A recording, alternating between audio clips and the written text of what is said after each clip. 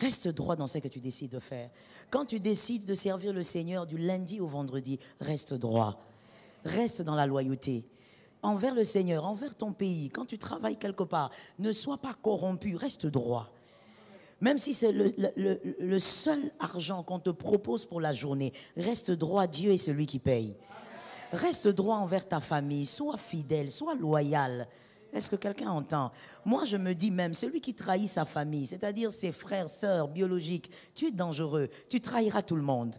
Tu ne peux pas prétendre trahir tes frères biologiques et être loyal envers les hommes, envers les autres. Ce n'est pas possible. Sois loyal. Celui qui trahit sera trahi. Et je refuse encore que quelque chose tombe sur toi. Qu'est-ce que je refuse? Ne trahis pas pour qu'on trahisse ton fils. Que ça ne tombe pas sur toi. Tu trahis toi et un jour on trahit ton fils. Ce sont des choses des fois qu'on oublie. Tu oublies que ce que tu fais là, quelqu'un va payer.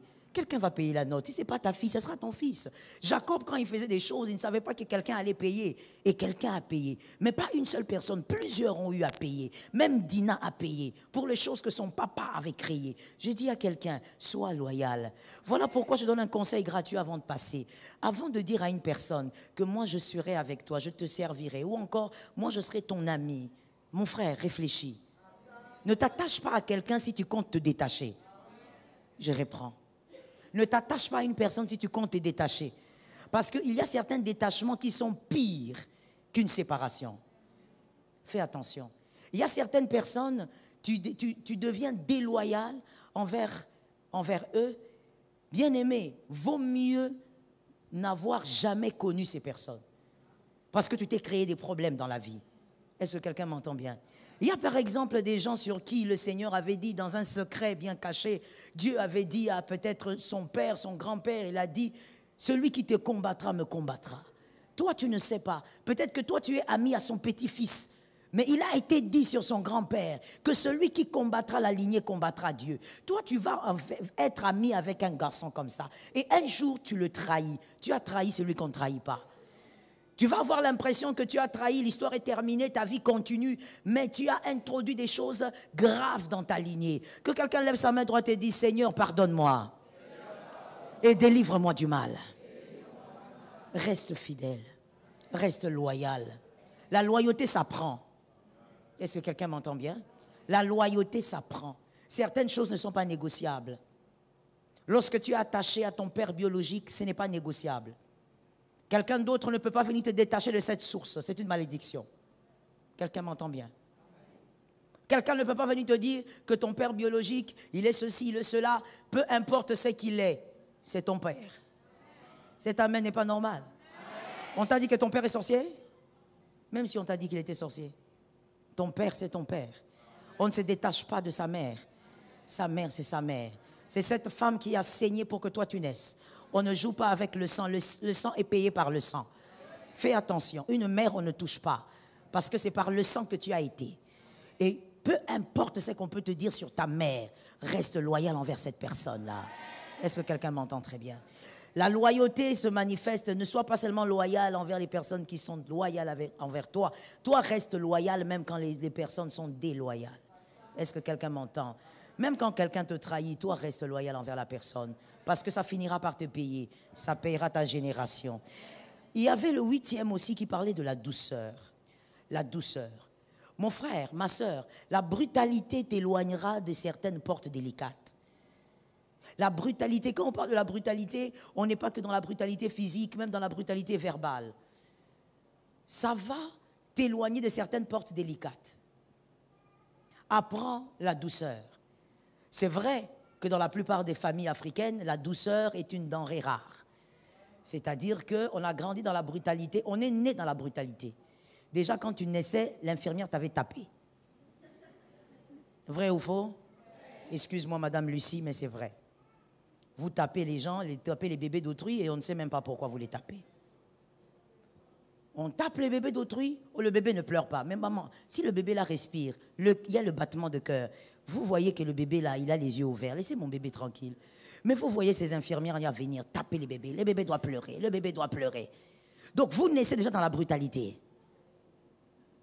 Dès que vous naissez, on vous donne des coups. Nous grandissons dans la brutalité, pour la plupart en tout cas des familles africaines. On a commencé à te battre. La première fois que tu as eu une vraie gifle, c'était à quel âge? Toi-même, tu sais. Il y a même des gens qui ne s'en rappellent plus, tellement que tu étais tout petit. Dans la brutalité. Et finalement, la douceur, c'est difficile. Des fois, elle est étrangère à nous. Mais écoute, la douceur t'ouvrira des portes. J'ai dit pas seulement physique. Je commence d'abord par la douceur verbale. Apprends à parler avec douceur. Est-ce que quelqu'un m'entend? Apprends à parler avec douceur. C'est-à-dire, comme on l'a dit dernièrement, arrête de parler pour blesser. Parle avec douceur. Est-ce que quelqu'un m'entend? Celui qui sait parler avec douceur, c'est celui qui n'est pas aussi pressé à parler. Tu attends le bon moment pour exprimer ce que tu as à dire. Au fait, est-ce qu'on peut se comprendre ce soir plutôt? Est-ce qu'on peut se comprendre? Regardons-nous s'il vous plaît, comprenons-nous. Lorsqu'on dit parler à quelqu'un, au fait, ça veut dire quoi? Ça veut dire avoir la capacité de se faire comprendre. Bon, si toi, quand tu veux parler, tu sais que tu ne seras pas compris, pourquoi tu parles? Tout doit commencer par là. Voilà pourquoi il faut faire travailler les neurones. Parler, c'est la communication. Je veux communiquer, je veux me faire comprendre. Mais si tu sais que ton interlocuteur n'est pas prêt à te comprendre, pourquoi tu parles? Tu vas constater que lorsque tu parles, tout en sachant que celui qui est en face de toi n'est pas prêt à te comprendre, tu vas parler avec brutalité. Parce que tu vas te forcer de te faire comprendre. Et donc, tu vas entrer dans la brutalité. Même les choses que tu ne devais pas dire, tu vas les sortir. Je dis à quelqu'un, apprenons à parler avec douceur. Travaillons sur nous-mêmes. Est-ce qu'on peut dire travaillons sur nous-mêmes? Travaillons sur nous-mêmes. Apprends à connaître tes limites. Apprends à reconnaître tes limites. Que toi, tu te limites là. À ce niveau-là, tu es très mauvais. Alors, tu dois travailler dessus. La douceur ouvre les portes. Rappelez-vous que Rebecca a eu un mariage par sa douceur. Et elle n'a pas seulement eu un mariage, parce qu'il ne faut pas seulement se marier, mais il faut entrer dans un mariage qui vous propulse. Rebecca est entrée dans un mariage qui a permis qu'elle soit dans une lignée des vaillants. Donc, je veux dire à quelqu'un, cela est arrivé par la douceur. Il y a un monsieur qu'elle ne connaissait ni d'Adam ni d'Ève qui est venu lui disant, est-ce que tu peux nourrir mes bêtes? Il dit, il n'y a pas de problème. Je donne les eaux aux bêtes, je vous en donne aussi. Elle a été douce, elle a été donc une personne qui a impressionné le cœur d'Éliézer. Il y a des portes que tu recherches qui demandent la douceur, surtout la douceur verbale. Tu pries, tu dis, Seigneur, amène-moi devant les grands, amène-moi, fais-moi asseoir avec les autorités. Toi, avec les autorités, on va te chasser. Tu ne vas pas faire 2 jours. Parce que tu ne vas même pas supporter la manière dont on va s'adresser à toi. Et toi, tu vas réagir dans toute ta brutalité. Mon frère, il y a des écailles qui doivent tomber. Est-ce que quelqu'un m'entend bien? J'aime beaucoup ça. Il y a des écailles qui doivent tomber. Oui, même après ton baptême, il y a des écailles qui doivent tomber. Yes. Est-ce que quelqu'un voit de quoi je parle? Comme avec Saul qui est devenu Paul. Ça doit tomber. Même après ton baptême, après ta conversion, les écailles doivent tomber. Il y a des choses au fait qui doivent te lâcher. Des choses que tu as aussi, des choses que tu as acquises de la maison de tes pères. Ça doit te quitter. Au fur et à mesure que tu avances avec Jésus, ça doit te quitter. La brutalité là, quand tu parles, déjà toi quand tu parles, tu dois absolument attraper quelqu'un, tu dois absolument parler avec les mains. On ne parle pas forcément avec les mains, parle avec ta bouche, on va entendre. Parle avec la bouche, on va. Toi quand tu parles, c'est 2, 3 mots, après le 4e. Chaussure, ou je ne sais pas quoi. Il faut absolument que tu utilises tes mains. Mon frère, ma soeur, apprends la douceur. Est-ce que quelqu'un m'entend bien? Monsieur, cette femme n'est pas soumise. Tu sais pourquoi? Tu es brutal pour rien. Tu es brutal pour rien. L'être humain en général, il y a des exceptions. Mais l'être humain en général, quand tu veux l'aider à mieux devenir par la pression, il devient brutal. Il devient rebelle. Il devient comme un âne sauvage. L'être humain en général. Ça ne sert à rien, monsieur, de vous imposer dans votre foyer par la brutalité. Tu gueules sur ta femme, tu l'insultes, tu la diminues, tu lui rappelles tout le temps son passé, tu l'humilies, tout ça pour lui faire comprendre qu'elle ne t'écoute pas. Tu es en train de l'abîmer. La douceur va marcher plus que ce que tu utilises comme arme. Qu'un frère dise à son âme, j'ai compris. Qu'un autre frère dise, j'ai compris. Ça ne sert à rien d'être brutal. Élevez les filles, là je parle aux hommes, élevez vos filles dans la brutalité, ça sera des femmes arrogantes. Ça sera des femmes impolies. Ça sera des femmes insoumises. Parce que vous, pères, vous êtes brutal. Vous allez élever des filles qui seront insupportables. À la maison, vous aurez l'impression qu'elles vous écoutent. Mais oui, vous êtes le père. Mais lorsqu'elle va rencontrer son homme, l'homme va commencer à faire des rapports que vous n'allez pas réaliser. Est-ce que ça n'est jamais arrivé dans une famille, ça? Est-ce que tu n'as jamais entendu parler? Tu entends parler un homme qui fait des rapports sur sa femme, qui dit, voilà, c'est que ma femme est à la maison, mais la famille ne reconnaît pas cette attitude-là. La famille est étonnée. Oui, vous ne la connaissez pas. Devant vous, elle est obéissante selon l'éducation. Mais vous avez introduit au fait en elle des éléments de destruction par la brutalité. Et quand vous parlez d'elle, la famille est étonnée. Non, non, non, ça ce n'est pas Niclette. Oui, c'est Niclette. Parce qu'elle a grandi dans la brutalité. Est-ce que quelqu'un m'entend? Un homme qui grandit dans la brutalité va battre sa femme, en dehors des exceptions. Et certains d'ailleurs ne vont pas aller jusqu'à battre, mais vous aurez la fameuse brutalité dont je parle, la brutalité verbale. Toi, tu n'as jamais giflé ta femme, mais si on étale les genres de phrases que tu dis à ta femme, c'est plus que des coups. Tu dis des choses tellement méchantes. Est-ce que quelqu'un m'entend bien? Que Jésus nous délivre de la brutalité. Recevez la douceur au nom de Jésus. Même si ta mère, ton père était brutal, reçois la douceur par l'onction.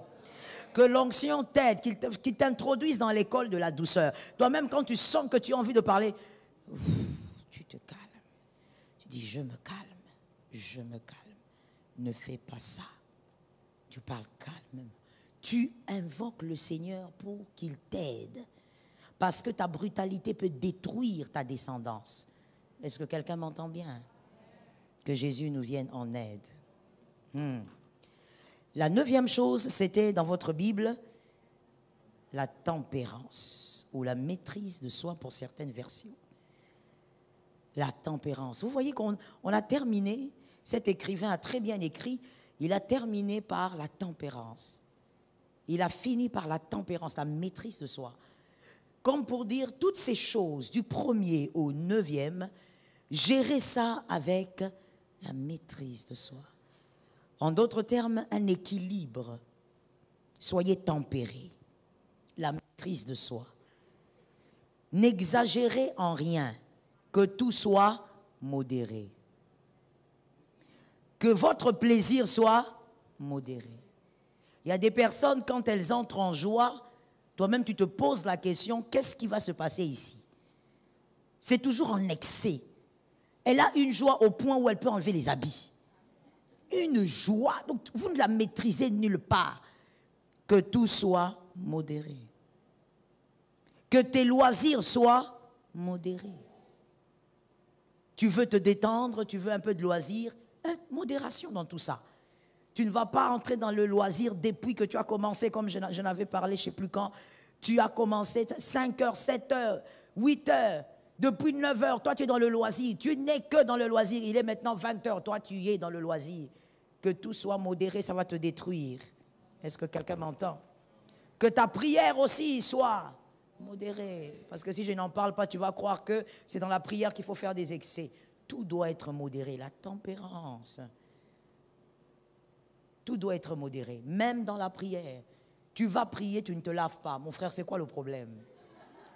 Qui t'a dit qu'il faut les odeurs, que le Saint-Esprit aime les mauvaises odeurs? Oh, Jesus of mercy. Qui t'a dit que le Saint-Esprit se plaît dans les mauvaises odeurs? Il se plaît dans les mauvaises haleines. Qui t'a dit ça? Tu as consulté qui? Tu t'enfermes, tu dis, voilà, ça c'est une prière puissante. La prière puissante, c'est la prière qui associe ton cœur avec Dieu. Je reprends parce que quelqu'un dormait. La prière puissante est celle qui associe ton cœur avec Dieu. C'est ça la prière puissante. Aide-moi à dire ça à ton frère. Ton cœur avec Dieu. Si ton cœur est associé au cœur de Dieu, elle sera puissante, cette prière. Mais toi, tu entres en prière, tu ne brosses pas tes dents, tu ne te laves pas, tu as fait 4 jours. Tu as le même calbar depuis le premier jour jusqu'à aujourd'hui. On parle ou on laisse? Même. Tous tes dessous sont les mêmes. Ça ne change pas. Mais seulement ça changeait quand même de couleur depuis que tu as porté. Tu dis, je suis en prière. Et même quand tu parles, tu ne sors pas la voix parce que tu considères que c'est la voix pour le Saint-Esprit. Je suis en prière. Ah bon? Tu n'es pas en prière, tu es dans la saleté. Tout doit être modéré. Qui t'a dit que Dieu est dedans? Dieu n'aime pas la saleté, au fait. Tu as déjà lu quelque part. Si tu l'as lu, tu me donnes. Si tu ne peux pas me donner maintenant, tu m'envoies même un texto. Ou de Genèse à Apocalypse, trouvez-moi un verset qui parle du ciel dans la saleté. Quand on décrit le ciel, c'est un lieu de gloire. Il y a de l'or, il y a des pierres précieuses. Il n'y a pas de place pour la saleté. Maintenant, toi, tu as découvert cette dimension de saleté où? Donne-moi un peu le verset, parce que moi, ça me dépasse. Les chrétiens d'aujourd'hui, pourquoi nous sommes des suivistes? Tu as appris qu'un prophète est allé à la montagne comme ça, c'est pas laver, rien du tout. Toi, tu dis, voilà la prière. Toi aussi, tu entres. Qui t'a dit ça? Qui t'a dit qu'on fait des prières de manière, comment on va dire ça? Par copie. On ne fait pas des prières par copie. La prière, c'est fait par révélation. Dis ça à ton frère parce que tu n'as pas dit amen. Dis à ton frère. Répète à ton âme, la prière se fait par révélation. Bon, toi qui t'as dit qu'il faut que tu sois sale comme tu es un maître sale. On vient ici, à l'église, à 8 heures, tu es tout sale. Et tu es content. Quand on te demande, pourquoi tu ne t'es pas encore lavé? J'ai prié, maman. Tu priais. Qu'est-ce que ça a à voir avec la prière? Que tout soit modéré. Tu vas prier, non seulement tu ne t'es pas lavé, mais tu attends seulement la pauvre sœur là qui vient pour lui dire, ma sœur, j'ai un message. J'ai un message. Viens. Et puis comme toi tu viens de la prière, tu penses au... God have mercy. Tu penses au fait que tu es devenu supérieur parce que tu viens de la prière. Alors tu te tiens debout là, alors que tu n'as à peine que 23 ans, tu appelles la sœur là qui a 47 ans. Venez, venez, venez, venez, venez. Venez vite, j'ai une révélation. Et quand elle s'approche, au lieu même de te calmer, tu lèves ta main. Le Seigneur m'a montré. Je n'ai pas envie de dire la suite complète, la suite toi-même. Tu as des problèmes à plusieurs niveaux. Tu présentes beaucoup de choses à la fois. Non seulement c'est la forêt, mais ça sent aussi mauvais. Et tu es en train de parler de révélation. Tu parles de quel Dieu comme ça? Est-ce que quelqu'un m'entend très bien? Est-ce que je peux parler? Je parle ou je ne parle pas? Il y a quelqu'un qui va dire, mais maman, Jean-Baptiste. Ok, parlons de Jean-Baptiste. Parce que des fois, on aime parler des choses sans maîtriser ce qui est vraiment écrit. Parlons de Jean-Baptiste. Jean-Baptiste s'habillait en vêtements de peau, mangeait des sauterelles. Il vivait avec sa famille. Pourquoi tu ne me réponds pas? On prend Jean-Baptiste comme exemple, non? Comme toi, en fait, toi, tu prends Jean-Baptiste comme exemple de saleté, alors que lui n'a jamais été sale. Jean-Baptiste vivait avec ses frères. Il vivait avec sa maman. Il vivait dans les déserts. Va vivre dans les déserts. Si tu veux rester avec ce vêtement-là parce que tu pries, le même vêtement depuis que tu as commencé, va vivre dans les déserts. Cherche un désert au Congo, va chercher. Va trouver. Va dans votre village, peut-être dans votre village, il y a les déserts. Entre là-bas. D'où viennent ces choses? Ça vient d'où? Tu dis non, j'ai vu dans la parole de Dieu, le peuple d'Israël, ils prenaient la cendre, ils se jetaient la cendre, et puis ils pleuraient dans le jeûne. Mais c'est culturel ça. Cet acte est culturel. Le fait de se jeter la cendre, le fait de déchirer les vêtements comme David quand il avait perdu son fils, il n'a pas été le seul. C'est culturel, c'est lié à la culture juive. Tu es juive? Qu'est-ce qu'il y a alors? Qu'est-ce qu'il y a? Voilà pourquoi il ne faut pas s'embrouiller dans la Bible. Dis à ton frère, il ne faut pas qu'on s'embrouille dans la Bible. C'est culturel. Est-ce que quelqu'un m'entend? Je donne un autre exemple culturel, peut-être que quelqu'un n'a pas compris. Il y a des choses dans la parole de Dieu qui sont liées à la culture juive. Ce n'est pas à nous de le faire. C'est écrit parce que c'est justement l'histoire d'un peuple. On ne parle pas d'un peuple sans sa culture. Je donne un exemple culturel. Au Nigeria, par exemple, quand une personne veut saluer un adulte, peu importe qui c'est, quand c'est quelqu'un de plus âgé, quand c'est un homme, le garçon se jette à terre et il s'élève. Ils le font tellement rapidement. Il dort à terre, la poitrine touche et il s'élève. Ils le font depuis qu'ils ont 3-4 ans. Ça, ce sont les hommes qui saluent comme ça. Et à telle enseigne que quand il le fait, c'est tellement vite. Parce que c'est leur salutation, leur bonjour. C'est comme ça qu'ils font. Et beaucoup plus chez les Yoruba. C'est comme ça qu'ils saluent. C'est culturel. Toi, tu vas aller au Nigeria, tu arrives dans une église, tu vois un pasteur entrer, par exemple, et puis son assistant, par exemple, s'incline comme ça et se lève. Toi, tu dis, OK, moi aussi, je veux faire ça ici. C'est leur manière de dire bonjour avec respect pour celui qui est honorable. C'est culturel. Ça n'a pas changé parce qu'ils sont chrétiens. Parce que c'est une manière de saluer avec respect qu'ils comptent garder et qu'ils ont gardé. Et que je trouve très bien. C'est leur culture. Donc, il ne faut pas prendre des choses culturelles et dire, regarde, c'est écrit dans Deutéronome, Lévitique. C'est culturel. Tu ne vas pas aller prendre la cendre, mettre sur toi, t'habiller en sac et t'enfermer. Quel sac d'abord tu vas porter? Les sacs de riz, des semoules. Soyez modérés même dans la prière. Quand tu veux prier, va brosser les dents, mon frère. Tu as terminé, va laver les aisselles. Nettoie-toi. Porte une chemise, porte un pantalon, porte une robe, ma soeur, ou un pantalon, va prier. Même toi-même, quand tu t'inclines pour prier, tu sens des bonnes odeurs. Mais toi-même, ton propre corps, mais quand tu t'inclines, tu demandes, il y a un rat qui est mort ici ou bien? Il n'y a pas de rat qui est mort. Ton corps, ça fait 4 jours, tu ne t'es pas lavé. Soyez modérés. Est-ce que quelqu'un m'entend? Soyez. Lorsque même tu entres dans le jeûne, c'est la même chose. Ne jeûne pas d'une certaine manière parce que quelqu'un l'a fait. J'ai dit, on prie par révélation. Le jeûne que le Seigneur t'a demandé de faire, fais-le comme le Seigneur t'a demandé. Le Saint-Esprit maîtrise corps, âme et esprit. C'est-à-dire, le Saint-Esprit maîtrise même tes poumons, ton estomac, tes intestins. Il maîtrise tout ça. Quand il te dit, entre en jeûne pendant 3 jours, il sait que si tu es 17, tu vas mourir. Fais 3. Quelqu'un m'entend? Toi, on te dit, entre en jeûne pendant 3 jours, tu dis, oh oui, j'entre en jeûne, mais j'entends là-bas, Lucien est en train de jeûner aussi. Hein? Et tu demandes, Lucien, ça fait combien de jours? Je suis au 6e jour. Ah bon? Tu jeûnes comment? Non, je jeûne à sec. Oh là là, gloire à Dieu. Moi aussi, je pars. Je dois y arriver. Ma soeur, que ce soit par révélation, si le Saint-Esprit ne te pousse pas, tu vas t'évanouir ici. Je me rappelle à une période, j'avais demandé les ouvriers ici de jeûner. Vous riez, hein? Vous vous rappelez? J'ai demandé aux ouvriers de jeûner. J'ai eu des appels à partir de la maison. Maman telle s'est évanouie. Maman telle n'arrive plus à marcher. Maman telle l'autre souffre d'indigestion. Mais nous sommes en jeûne. C'est-à-dire, tout le monde n'a pas la capacité de donner comme tout le monde. Certains sont capables de jeûner pendant 7 jours à sec et ça passe. Un autre, le 4e jour, venez toquer, vous allez le sortir avec de l'eau. Est-ce que quelqu'un m'entend?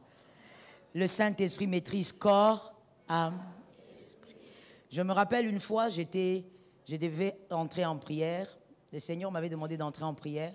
Je suis entré en prière, mais en même temps, j'avais un travail. Pendant 7 jours, je suis allé quelque part dans une, disons, c'est quoi? Ce sont des appartements et l'une de mes filles s'en occupait, donc elle m'a arrangé un appartement. J'étais allé m'enfermer là. Et quand je suis allé m'enfermer, je devais travailler pendant 7 jours. Non, pendant 6 jours. Je suis entré le dimanche nuit pour faire 7. Pendant que je priais, je ne sais plus le quantième jour, peut-être le 2e, parce que j'étais en jeûne à sec. Pendant que je priais, je crois le deuxième ou le troisième, le Seigneur me dit, il me dit quoi? Il me dit, bois de l'eau. J'entends le Saint-Esprit me dire, bois de l'eau.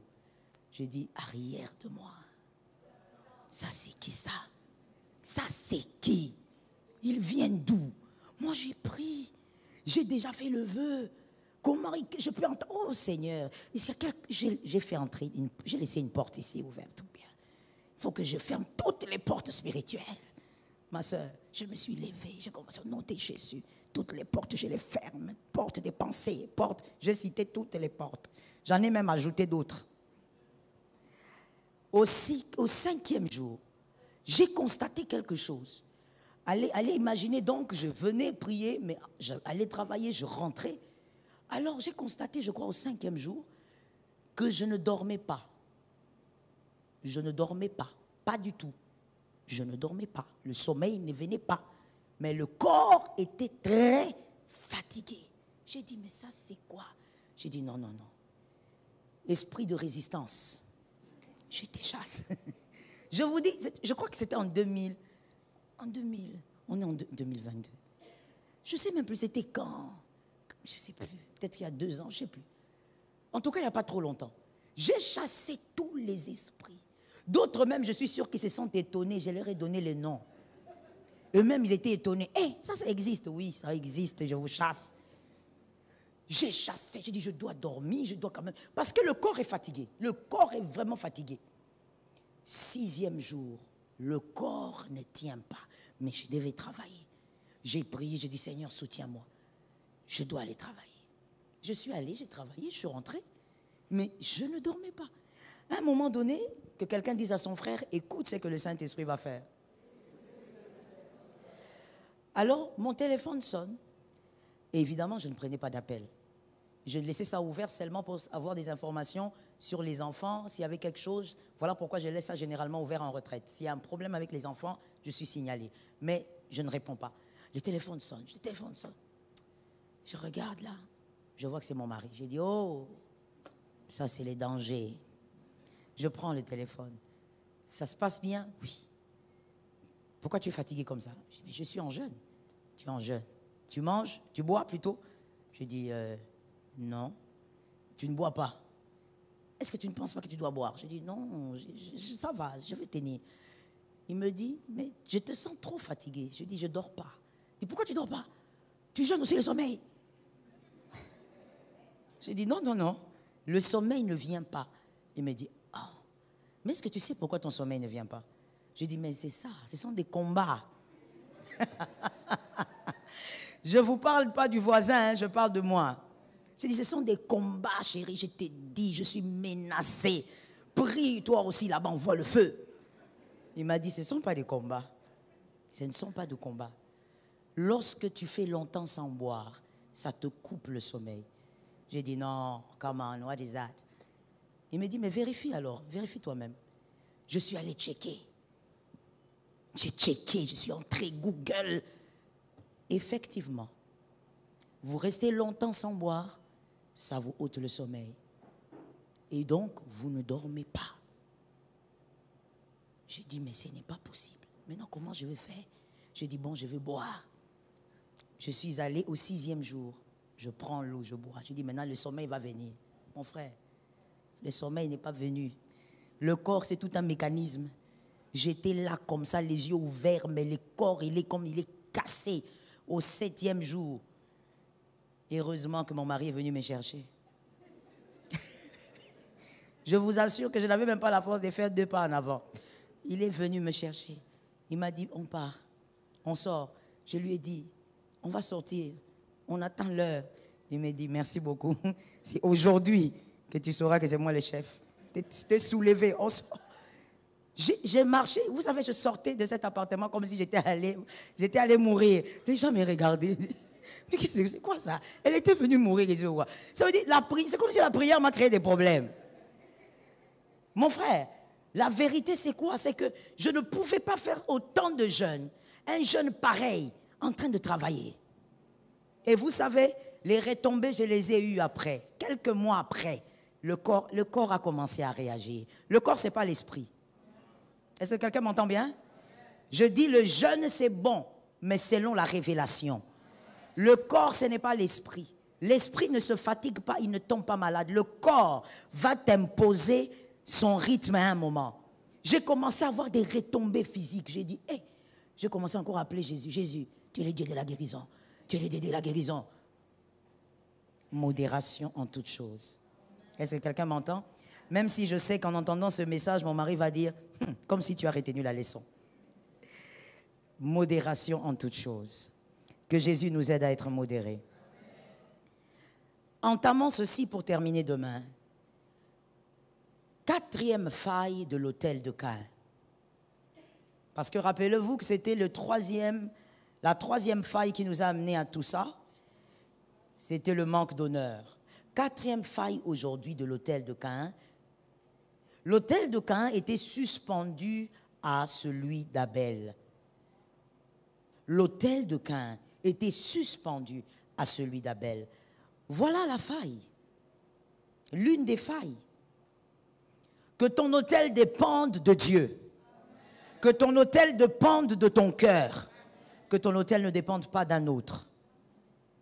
Au lieu de chercher à comprendre pourquoi Dieu n'avait pas agréé son autel, Abel s'est focalisé sur l'autel de son frère.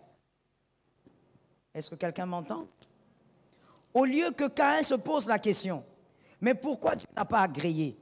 J'ai fait des efforts, j'ai donné, j'ai travaillé. Non, Caïn, lui, il s'est focalisé sur l'autel de son frère. Dis à un voisin que ton autel ne soit pas suspendu à celui d'un autre. Genèse 4, 5. On va voir ça clairement. Genèse 4, 5. Mais il ne porta pas un regard favorable sur Caïn et sur son offrande. Caïn fut très irrité et son visage fut abattu. Comprenez bien la phrase. Caïn fut irrité, son visage fut abattu. Après quel moment? Merci. Lorsqu'il a regardé l'autel de son frère. La Bible dit Dieu n'avait pas